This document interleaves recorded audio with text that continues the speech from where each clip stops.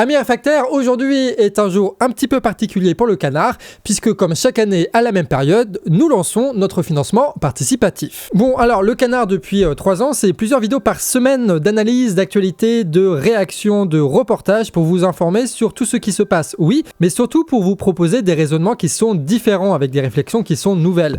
On n'est pas là pour répéter ce que disent les autres, on est là pour tenter de comprendre vraiment notre époque et notre société pour mieux la transformer concrètement. Et on le fait sur YouTube, sur Facebook et maintenant sur TikTok. Et faire le canard tous les jours depuis tant d'années, évidemment, ça demande beaucoup de travail. Alors attention, on aime ce qu'on fait, on va pas se plaindre, c'est juste qu'on s'est très vite professionnalisé pour pouvoir faire ce travail tous les jours et que cette professionnalisation, même si elle permet énormément de choses, de temps, etc., en fait, ça nous oblige à trouver de l'argent, tout simplement. De l'argent pour payer les salaires, de l'argent pour payer les frais, de l'argent pour acheter du matos. Niveau financement, on n'a aucune subvention et aucun placement de produits. La publicité que vous voyez d'ailleurs au début des vidéos, ça représente même pas 1% de nos revenus annuels. C'est surtout pour l'algorithme qu'on fait ça. On vit donc à plus de 99% de vos dons, que ce soit par virement, par chèque ou via Tipeee, et par un financement annuel qui, l'année dernière, avait atteint 100 000 € avec une moyenne de 50 € par don. Bon, évidemment, on vous aime bien, mais on a essayé de trouver d'autres sources de financement. On a essayé de trouver, par exemple, des philanthropes qui ont une entreprise spécialisée dans la spéculation, basée au Luxembourg, de nous filer plusieurs milliers d'euros en échange de reportages sur Arnaud Montebourg, sauf qu'il n'a pas répondu à nos MP. Voilà. Du coup, on est obligé de passer par vous. Le canard réfractaire, d'ailleurs, c'est une association. Rien ne nous appartient. Et mieux, tout ce qu'on gagne et tout ce qu'on dépense est rendu public sur notre document de trésorerie que tu trouveras en description, avec facture et relevé de compte bancaire à l'appui. Et c'est quand même bizarre que d'autres ne le fassent pas. Comme s'ils avaient des trucs à cacher. C'est bizarre, ça. Et cette année, on ne demande pas 100 000, mais 200 000 € parce qu'on a pas mal de projets en tête qu'on va vous expliquer à travers 5 paliers différents. Bon, on va commencer par le plus simple. C'est le premier palier et c'est tout simplement maintenir l'équipe comme telle. Donc si on fait le tour, c'est-à-dire moi qui est à l'écriture, au tournage des vidéos et parfois au montage, Nina qui cette année va plus s'orienter vers la communication et la production, Camille qui s'occupe de l'administration et aussi de la production, Pixelmore au montage, Wassim c'est notre alternant qui touche à tout, et Debbie en contractuel avec qui j'écris la plupart des vidéos et avec qui je pars pour tous les formats, ça bouge. On compte aussi avec ce palier passer le mi-temps de Kuro, notre nouvelle monteuse, en un plein temps pour sortir plus de vidéos sur la chaîne YouTube. Et c'est parce qu'on est plusieurs qu'on arrive à tenir sur le long terme tout en évoluant et qu'on n'a pas tout d'un coup fait une vidéo en mode j'arrête tout en majuscule ou qu'on végète pas en vous proposant encore et encore une énième fois les mêmes analyses et le même format. Comme beaucoup de gens sur le YouTube politique français. C'est parce qu'on est plusieurs qu'il y a toujours quelqu'un pour rattraper l'autre quoi qu'il arrive. Moi là, quand je tiens la caméra à Reims par exemple lors d'une action, c'est stylé, mais c'est possible uniquement parce que Debbie elle complote depuis 2 semaines et enchaîne les réunions avec les militants pour organiser tout ça.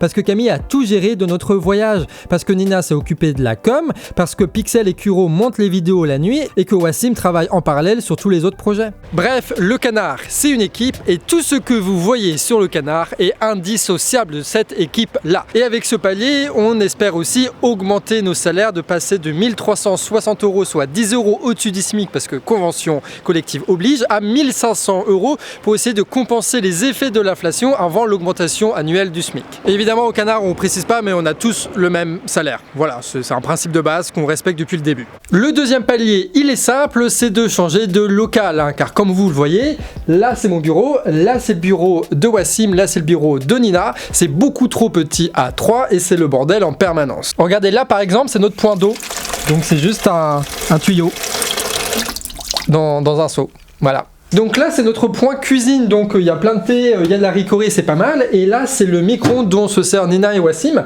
qui est placé du coup juste à côté des poubelles, voilà, et vu qu'on n'a pas suffisamment de place pour avoir de vraies poubelles, et bah ça déborde tout le temps. Et évidemment des fois Wassim a la belle idée, il a le droit de manger des fast-food ici, ce qui fait que du coup j'ai à la fois le bruit des mastications et à la fois l'odeur qui embume partout. Sauf que les cocos ils adorent travailler dans le chaud, du coup ils mettent le chauffage, ils veulent absolument fermer la fenêtre, comme moi je préfère le froid et le vent, tu vois, pour faire les trucs, pour travailler efficacement. Du coup, on se retrouve avec une odeur de fast-food en permanence. Et en général, c'est le bordel tout le temps, comme vous le voyez ici ou ici, de tout ce qui est hors champ, c'est du bordel, tout simplement parce qu'on n'a pas d'endroit où stocker le matos. Donc là, c'est censé être le studio où on tourne les vidéos, sauf que le problème, c'est que ce studio est placé entre le bureau et la porte d'entrée, et du coup, on est obligé de passer à travers pour pouvoir faire les allers-retours, et donc on peut pas laisser le matos comme il devrait être, c'est-à-dire prêt à l'emploi, on est obligé de le déplacer en permanence. permanence. Donc il y a les trépieds, les caméras, les lumières et le décor à changer en permanence, ce qui fait qu'en général, on se fait pas chier, on met la caméra ici et vous avez un React avec un fond bleu, avec une couleur qui change un peu des fois. À la base, le local là, c'était juste un truc de transition, on devait pas s'installer plusieurs années dessus.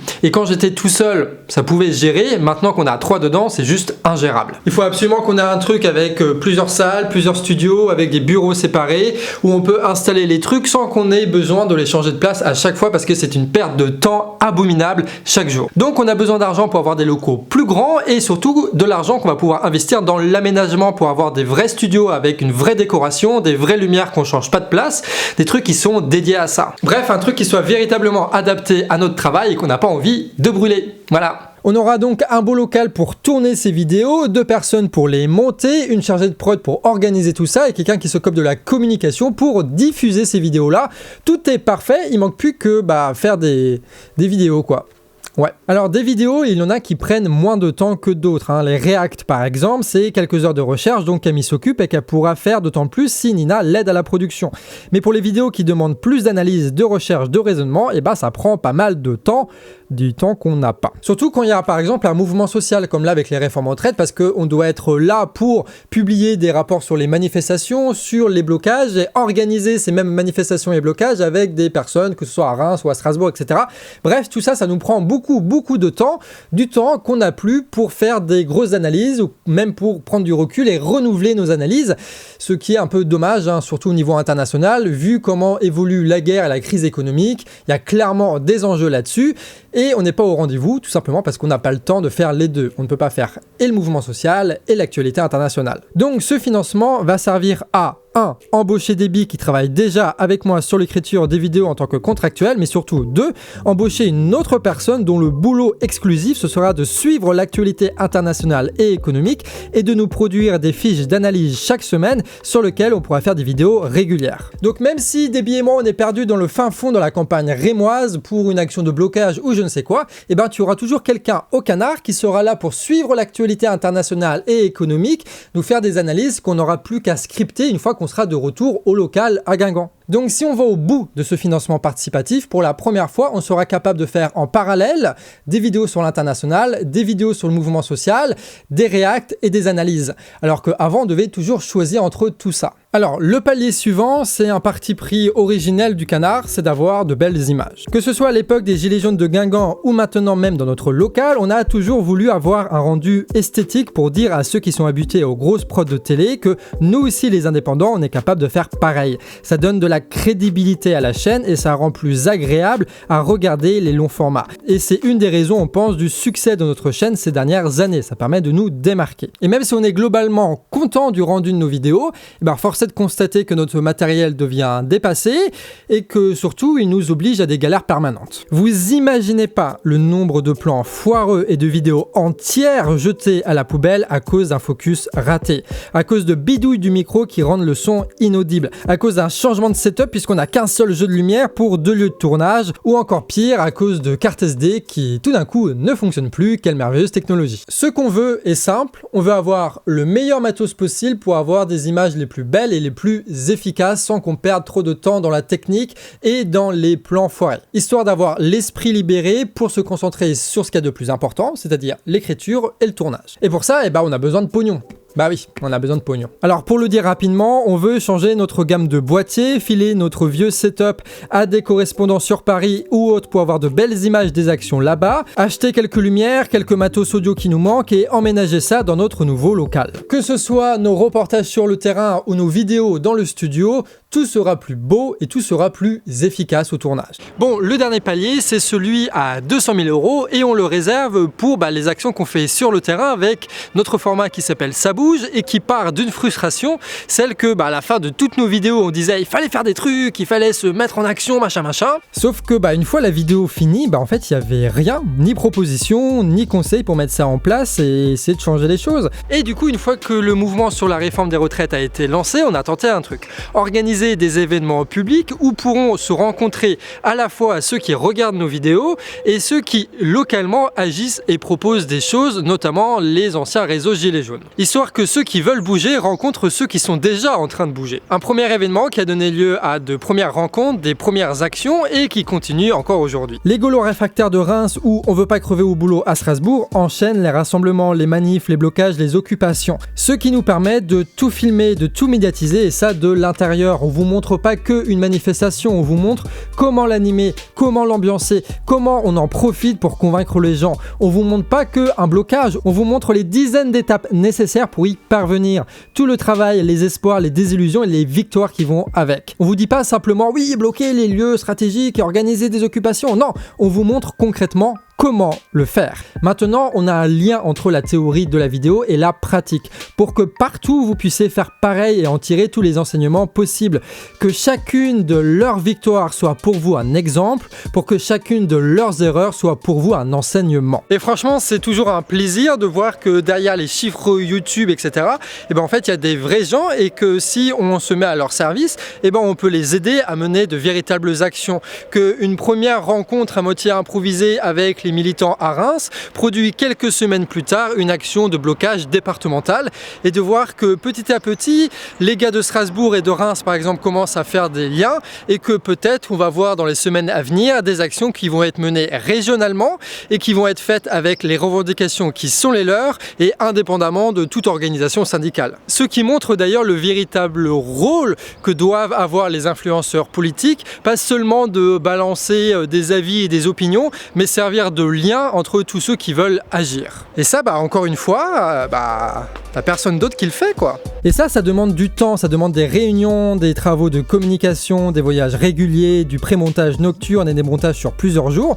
sans compter les allers-retours en bagnole, les conversations permanentes avec les militants et les 50 trucs en parallèle qu'on doit gérer avant, pendant et après une action. Et ça, on kiffe vraiment le faire et on aimerait le faire mieux et on aimerait le faire plus. Et pour ça, il faut un petit peu de moyens. Par exemple, on aimerait être à 3 pour partir avec un cadreur qui nous assiste et qui se concentre à faire de belles images et notamment avec un drone. On veut des beaux plans d'insert pour vous montrer dans le détail ce qu'est un blocage ou une occupation. On aimerait pouvoir financer des tracts, des affiches, des banderoles, des directions artistiques pour soutenir les collectifs militants sur le terrain. On aimerait, si besoin aussi, recruter un monteur pour pouvoir faciliter le travail de post-production, etc., etc.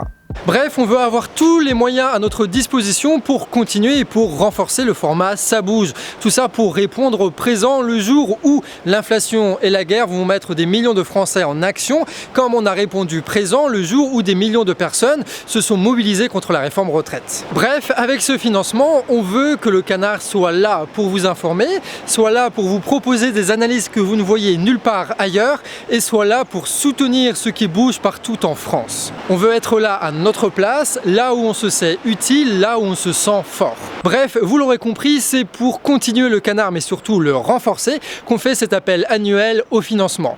Et si ça te botte ce projet, le lien en description. Et que vous ayez de l'argent ou pas, le plus important, c'est de partager un maximum cet appel à tous ceux qui, un jour, ont trouvé utile une des vidéos du Canard. Bref, si vous voulez soutenir le Canard réfractaire, c'est le moment ou jamais. Nous avons 3 mois pour réunir 200 000 € pour réaliser tous les projets dont on a parlé dans cette vidéo, voilà.